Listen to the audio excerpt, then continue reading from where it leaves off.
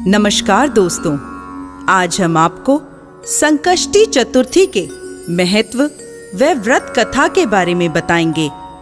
एक शहर में देवरानी जेठानी रहती थी।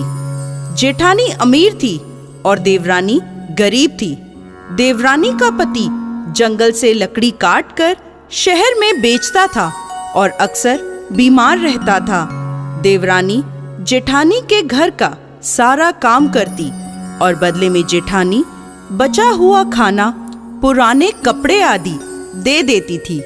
इसी से देवरानी का परिवार चलता था। माघ महीने में देवरानी ने तिल चौथ का व्रत किया। 5 रुपए के तिल व गुड़ लाकर तिलकुट्टा बनाया। पूजा करके तिल चौथ की कथा सुनी और तिलकुट्टा छीके में रख दिया और सोचा कि चांद उगने पर तिलकुट्टे का भोग लगाकर ही कुछ खाऊंगी। कथा सुनकर वह जेठानी के घर चली गई। खाना बनाकर उसने जेठानी के बच्चों से खाना खाने को कहा तो बच्चे बोले, जब माँ खाएगी हम भी तभी खाएंगे। फिर जेठ जी को खाना खाने को कहा तो वह भी बोले, मैं अकेला नहीं खाऊंगा, जब सब खाएंगे मैं भी तभी खाऊंगा।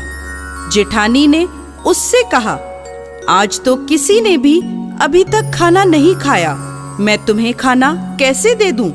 तुम सुबह सवेरे ही बचा हुआ खाना ले जाना। देवरानी के घर पर पति, बच्चे सभी आस लगाए बैठे थे कि आज तो त्योहार है, माँ आएगी तो कुछ पकवान आदि खाने को मिलेंगे। परंतु जब बच्चों को पता चला कि आज तो रोटी भी नहीं मिलेगी तो बच्चे रोने लगे। उसके पति को भी बहुत गुस्सा आया। कहने लगा, सारा दिन काम करके भी 2 रोटी नहीं ला सकती तो काम क्यों करती हो? पति ने गुस्से में आकर पत्नी को कपड़े धोने के धोवने से मारा। धोवना टूट गया तो पट्टे से मारा। वह बेचारी गणेश जी को याद करती रोती रोती पानी पीकर सो गई।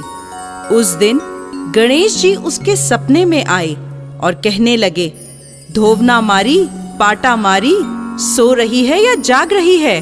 वह बोली, कुछ जाग रही हूँ, कुछ सो रही हूँ। गणेश जी बोले, भूख लग रही है, कुछ खाने को दे दो। देवरानी बोली, क्या दूं? मेरे घर में तो अन्न का एक दाना भी नहीं है। जेठानी जो बचा कुचा दे देती थी, आज तो वो भी नहीं मिला।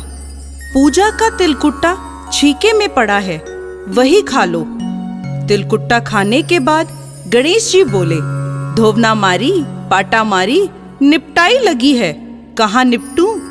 वो बोली, ये पड़ा घर, जहाँ इच्छा हो वहां निमट लो। फिर गणेश जी बोले, अब कहाँ पोछूं? अब उसे गुस्सा आ गया, कब से तंग कर रहे हैं। सो बोली, मेरे सर पर पोछो, और कहाँ पोछोगे? सुबह जब देवरानी उठी तब यह देखकर हैरान रह गई कि पूरा घर हीरे मोतियों से जगमगा रहा है। उसके माथे पर हीरे मोतियों के टीके जगमगा रहे थे। उस दिन देवरानी जेठानी के यहाँ काम करने नहीं गई। बड़ी देर तक राह देखने के बाद जेठानी ने बच्चों को चाची को बुलाने भेजा। उसने सोचा, कल खाना नहीं दिया इसलिए देवरानी बुरा मान गई है।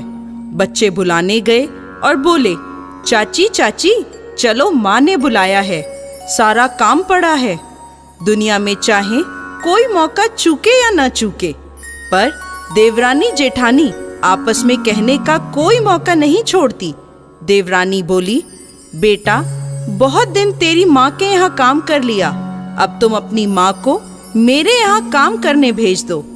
बच्चों ने घर जाकर माँ को बताया कि चाची का घर तो हीरे मोतियों से जगमगा रहा है।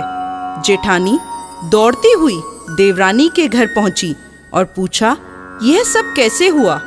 देवरानी ने उसके साथ जो कुछ हुआ वो सब कह डाला। घर लौटकर जेठानी ने अपने पति से कहा, आप मुझे धोवने और पाटे से मारो। उसका पति बोला, भली मानस, मैंने कभी भी तुम पर हाथ नहीं उठाया, मैं तुम्हें धोवने और पाटे से कैसे मार सकता हूँ। वह नहीं मानी और जिद करने लगी। मजबूरन पति को उसे मारना पड़ा। जेठानी ने ढेर सारा घी डालकर चूरमा बनाया और छीके में रखकर सो गई। रात को चौथ बिंदायक जी सपने में आए और कहने लगे, भूख लगी है, क्या खाऊं? जेठानी बोली, गणेश जी महाराज, देवरानी के यहाँ तो आपने सूखा चूटी भर तिलकुट्टा खाया था। मैंने तो मेवे डालकर घी का चूरमा बनाकर छीके में रखा है, खा लीजिए। गणेश जी बोले, कहाँ निपटूं? जेठानी बोली, उसके यहाँ तो टूटी फूटी झोपड़ी थी, मेरे यहाँ तो महल है, जहाँ चाहे निमट लें। फिर गणेश जी ने पूछा, अब पोछूं कहाँ? जेठानी बोली, उसका तो गंदा माथा है, मैंने तो चमेली का तेल लगाया है, मेरे माथे पर पोंछ लो।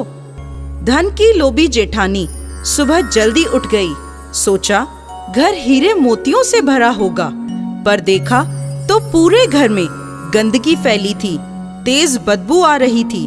उसके सिर पर गंदगी लगी थी। उसने कहा, हे गणेश जी महाराज, ये आपने क्या किया? मुझसे रूठे और देवरानी पर टूटे। जेठानी ने सफाई करने की बहुत कोशिश करी, परंतु गंदगी और ज्यादा फैलती गई।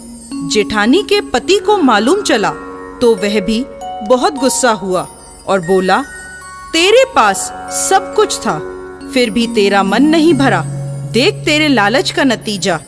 परेशान होकर जेठानी गणेश जी से विनती करने लगी, माफी मांगने लगी। गणेश जी ने कहा, देवरानी से जलने के कारण और धन के लोभ से तूने जो किया, यह उसी का नतीजा है। इस प्रकार जेठानी को सबक सिखाते हुए गणेश जी ने अपनी माया समेट ली। हे गणेश जी महाराज, जैसे देवरानी पर कृपा करी, वैसे सब पर करना। कहानी कहने वाले, सुनने वाले और हुंकार भरने वाले सब पर कृपा करना, और जेठानी को जैसी सजा दी वैसी किसी को मत देना। दोस्तों, उम्मीद करते हैं आपको हमारा यह वीडियो पसंद आया होगा।